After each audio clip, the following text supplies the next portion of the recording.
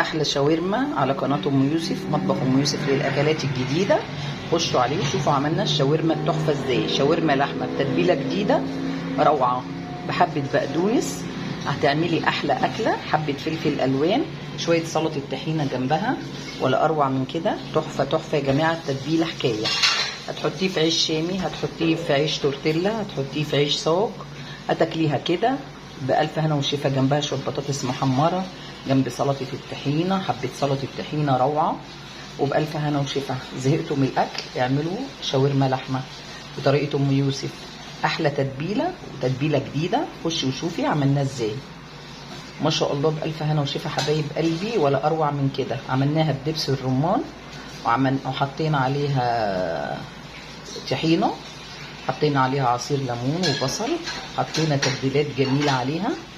خشوا وشوفوا عملناها ازاي وتاكلوها بألف هنا وشفا. لايك وشير واشتراك في القناه، تشجيع حلو منكم. ربنا يوفقنا جميعا لما يحبوه ويرضاه. كل سنه وانتم طيبين.